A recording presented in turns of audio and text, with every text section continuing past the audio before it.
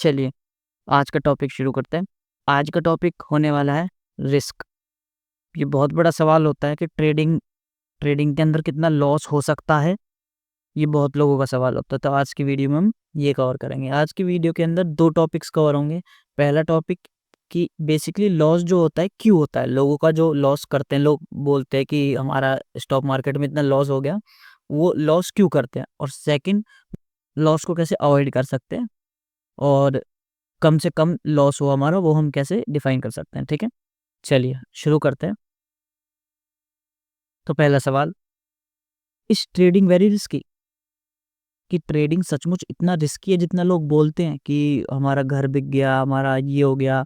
किसी को भी सुन लो आप, अगर कोई बताएगा आपको नहीं ये तो सट्टा है, गैम्बलिंग है, जुआ है, कोई भी आप किसी से भी पूछोगे आपको यही आपको बताएगा कि स्टॉक मार्केट कुछ ऐसा है। इतना रिस्क है, घर बिक जाते हैं, गाड़ियाँ बिक जाती हैं, बिज़नेस बंद हो जाते हैं, ये वो बड़ी-बड़ी बातें। तो क्या ये सचमुच है? सही बात है? चलिए, मेन चीज़ आती है लॉस। बेसिकली जो भी चीज़ें हैं वो लॉस ही होती है कि अगर किसी का घर बिक रहा है या कुछ भी हो रहा है, बिज़नेस बंद हो रहा है तो वो लॉस ही होगा। तो लॉस क्यों करते हैं लोग? मेजर जो पॉइंट्स हैं लॉस करने के, वो क्यों करते हैं लोग? पहला point, not having a proper knowledge. अगर आप कोई बिज़नेस स्टार्ट कर रहे हैं, तो जब आपको उसकी नॉलेज ही नहीं है, आपका लॉस होना तो फिर कंपल्सरी हो जाता है। चांसेस बढ़ जाते हैं आपका लॉस होने के। दूसरा, एक एग्जांपल के साथ समझते हैं। इलेक्ट्रिशियन, बिजली जो होती है, अगर आपको बोले कि बिजली का तार ठीक करना, आप कर दोगे? बिल्कुल नहीं। क्यों? क्योंकि आपको नॉलेज नहीं। लेकिन सेम ही जो चीज़ रिस्की आप बोल रहे नहीं ये तो बहुत रिस्क है, करंट लग जाएगा, ये हो जाएगा। लेकिन दूसरे ही केस में एक इलेक्ट्रिशियन आता है और सारा काम कर देता है। काम तो वही है, बट आपके लिए हार्ड है, उसके लिए ईज़ी है। क्यों? नॉलेज, उसको प्रॉपर नॉलेज है उस चीज़ की, इसीलिए वो चीज़ वो कर रहा है। आप नहीं कर सकते क्योंकि आपको नॉलेज नहीं है। अगर आप भी नॉलेज ले लोगे, तो आपको भी रिस्क कम हो जाएगा। देखिए, करंट इसको भी लगेगा, करंट आपको भी लगेगा, तो रिस्क तो है ना?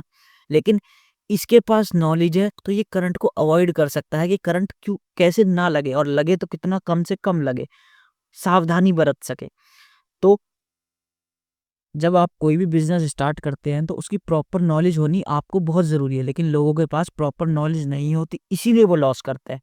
Second, trade on tips and calls. Knowledge चाहिए नहीं, किसी ने बोल दिया ये वाला शेयर ले लो, किसी ने बोल दिया ये वाला शेयर बेच दो।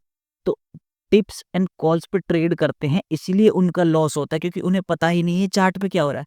उन्हें बस एंटर किया, किसी ने बोल दिया ये वाला ले लो, कि न्यूज़ देख ली कोई, किसी दोस्त ने बता दिया, किसी रिलेटिव ने बता दिया, तो बस। और वो चाहते भी हैं कि वो नॉलेज ना लें और किसी से पूछे, "अरे यार बता दे कौन सा स्टॉक सही है, किसमें इन्वेस्ट कर दूँ? कोई ऐसा स्टॉक बता जिसमें पैसा डबल हो जाए।" तो लोग टिप्स एंड कॉल्स की तरफ ज़्यादा भगते हैं, ना कि नॉलेज की तरफ ज़्यादा भगते हैं। इसीलिए लॉस होता है। तीसरा, they don't define there loss. वो अपने लॉस को डिफाइन नहीं करते हैं। वो क्या करते हैं, देखिए, अगर आप कोई भी बिजनेस चालू कर रहे हैं तो आप सबसे पहले उस बिजनेस की पहले तो नॉलेज लेंगे कि भाई इसमें ये चीज़ें चाहिए, इतना कैपिटल लगेगा, सब चीज़ लगेगी। जब आप इतना कैपिटल लगा के वो बिजनेस स्टार्ट कर देते हैं तो आप एक लॉस डिफाइन करते हैं कि भाई भी मेरा मंथली इतना ही एक्सपेंस रहेगा, इससे ज़्यादा मैं नहीं करूँगा। अगर होता है तो थोड़ा बहुत ऊपर नीचे हो जाता है, वो समझ में आता है। लेकिन आपको पता होता है कि इस मंथ में अगर मैं 1 रुपया भी ना कमाऊँ इस बिज़नेस से, तो मेरा टोटल इतना ही लॉस होना है। अब जैसे कि एक एग्ज़ाम्पल के साथ समझते हैं। मान लेते हैं आपकी शॉप है, ठीक है? कोई भी शॉप है, किराना की शॉप है, ग्रोसरी शॉप है, आपकी एक शॉप है।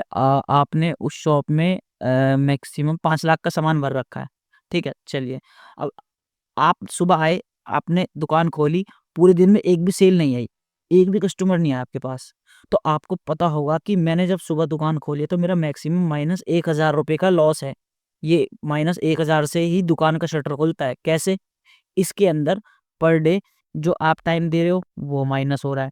फिर रेंट तो जाएगा पर डे का भी, चाहे सेल आए ना आए तो रेंट भी हो गया। फिर अगर स्टाफ रख रखा है उसकी सैलरी भी हो गई। फिर जो सामान रखा हुआ है उसमें कुछ खराब हो गया या फिर कुछ भी ऐसी चीज़ वो हो गया। तो ये जो लॉस है वो तो फिक्स है ही। इसके बाद भी कुछ हो सकता है, कोई अलग एक्सपेंस, कुछ पानी का, कुछ भी हो सकता है। तो आप जब सुबह दुकान खोलते हो तो आपका एक लॉस जो है ना वो फिक्स होता है।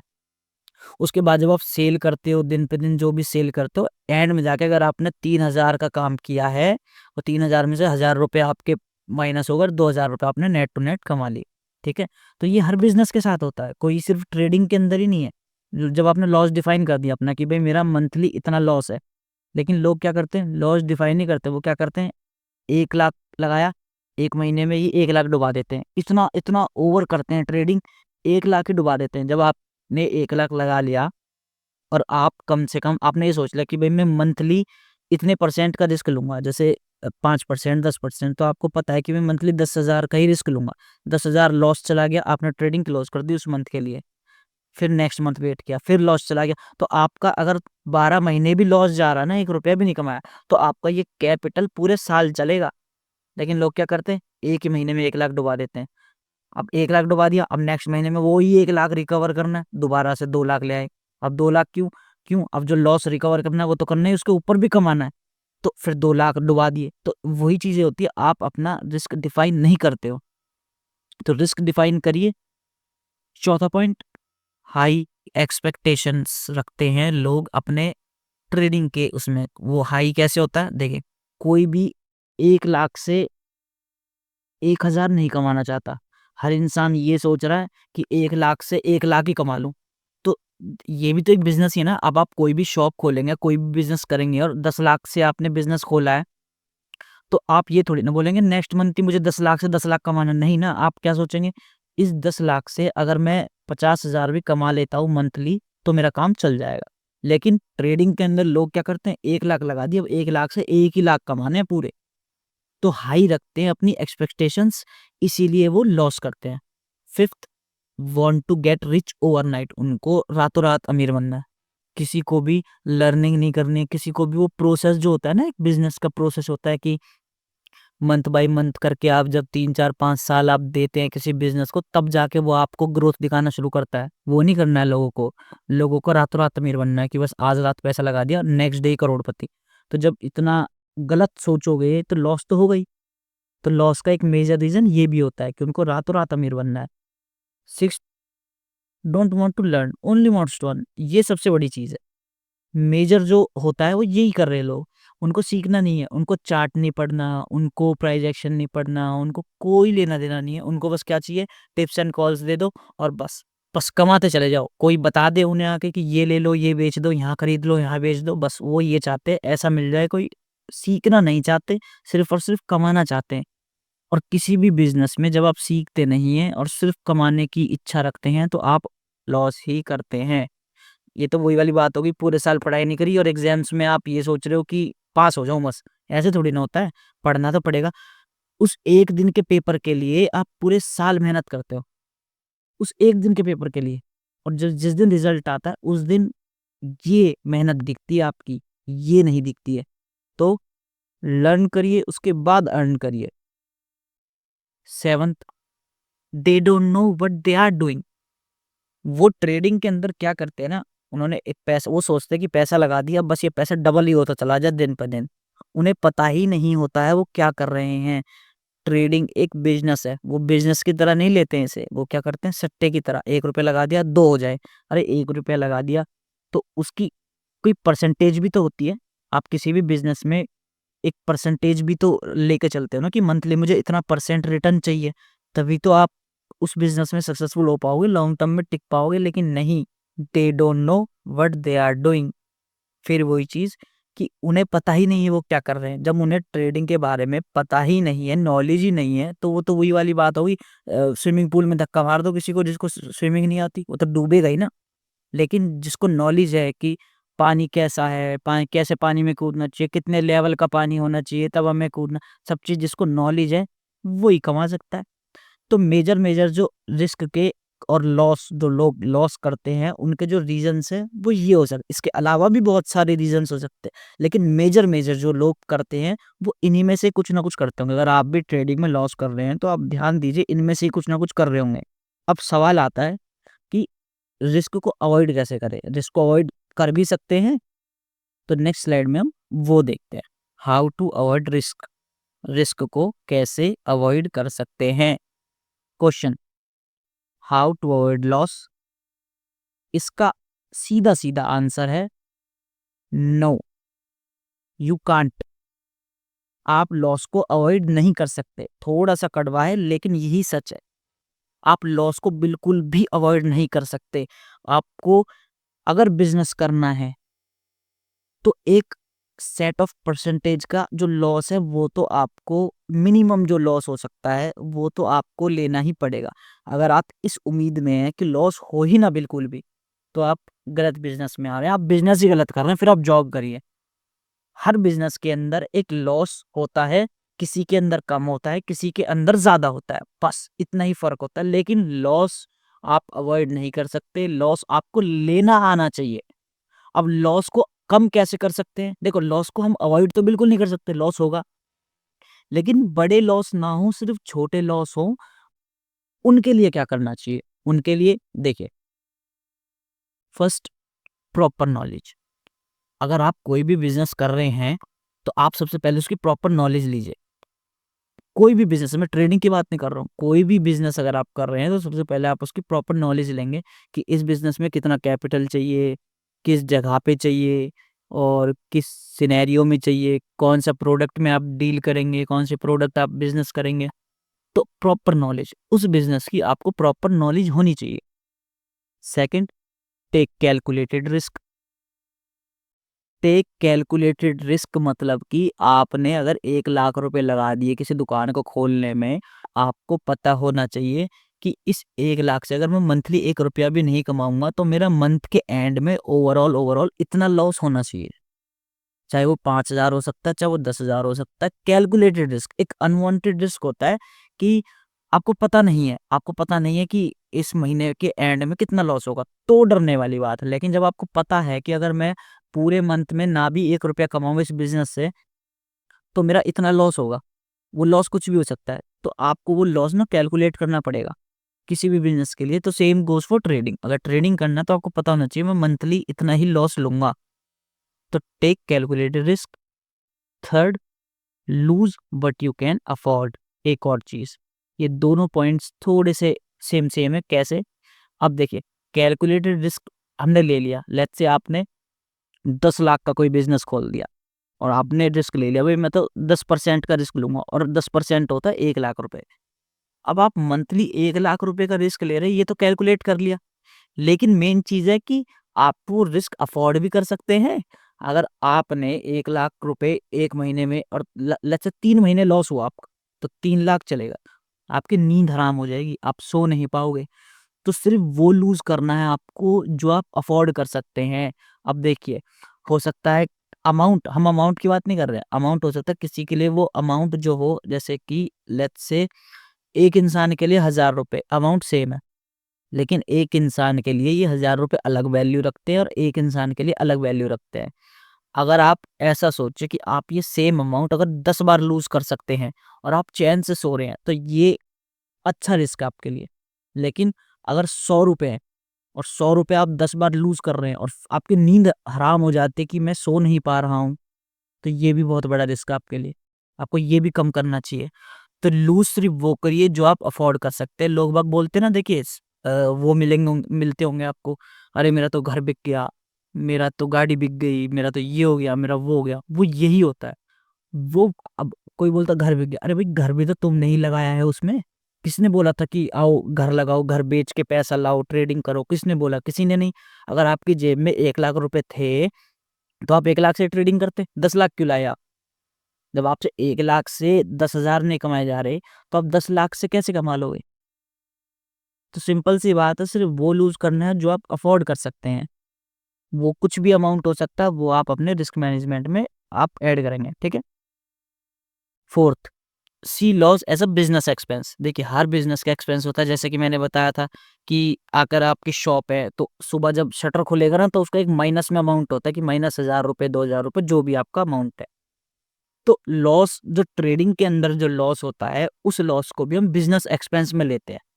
लेट्स से आपने ट्रेडिंग में लॉस कर दिया, और जैसे ही आपका अगर आज 3 दिन लॉस हुआ, लगातार 3 दिन लॉस हुआ, तो आपसे बिजनेस एक्सपेंस देखो कि देखो, ट्रेडिंग के अंदर ना तो आपको कोई इन्वेंट्री खरीदनी है, ना आपको कोई स्टाफ रखना है, ना कोई बहुत बड़ा ऑफ़िस चाहिए, ना कुछ बहुत बड़े कोई मशीनरीज़ चाहिए, कुछ नहीं चाहिए।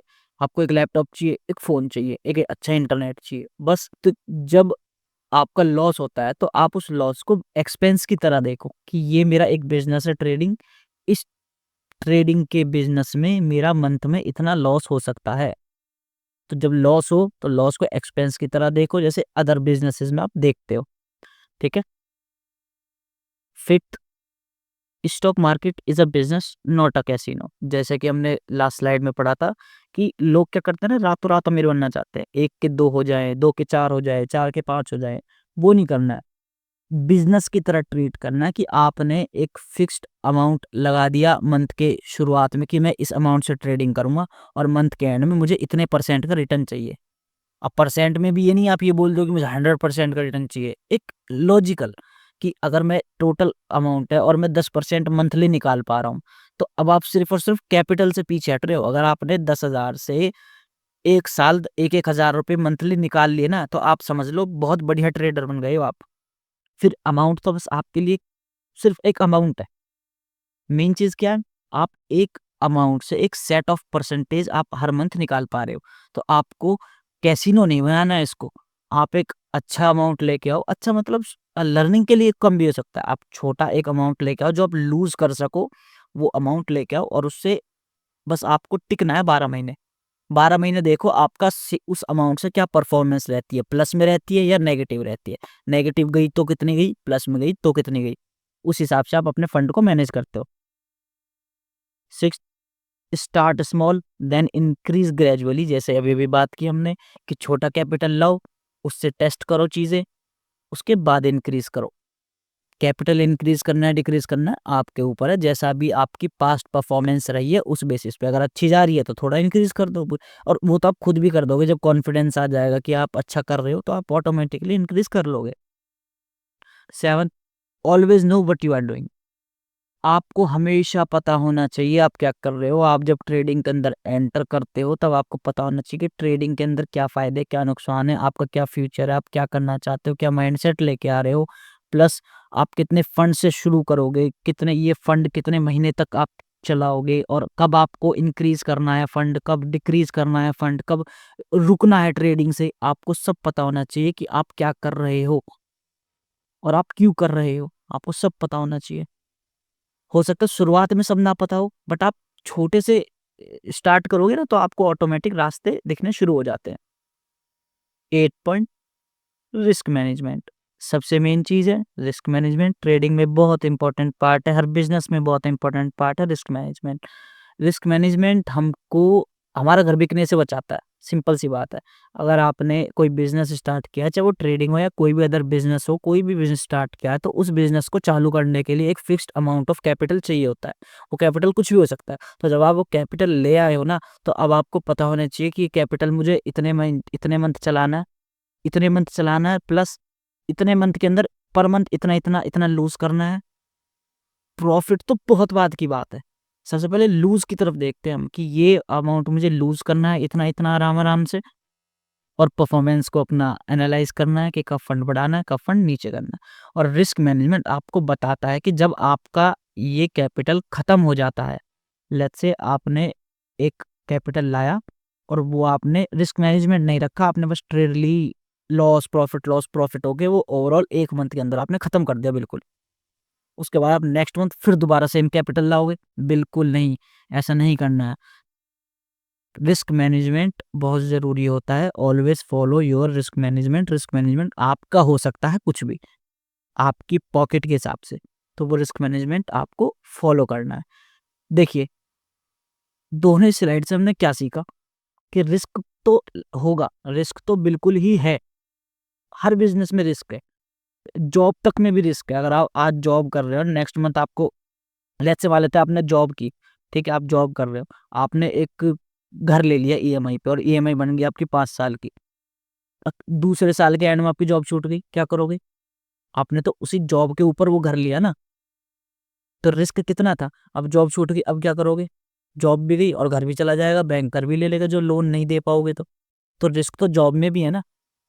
लेकिन हमने उस रिस्कों को कैसे कम किया? अगर हम जॉब कर रहे हैं, हमें पता है भई मेरा इतना पीएफ पड़ा हुआ है, इतने सालों तक मेरा एक कॉन्ट्रैक्ट है कंपनी के साथ, तो हमने रिस्क मैनेज कर लिया।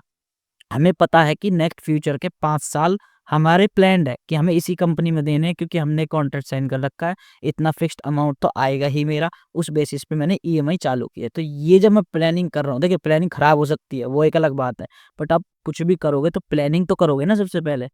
तो प्लानिंग जब आपने की है, तो वो आपने रिस्क मैनेजमेंट किया है उस चीज़ के लिए, ताकि आप बिल्कुल ही डूब ना जाओ। ठीक है? नेक्स्ट वीडियो में मिलते हैं। Okay bye.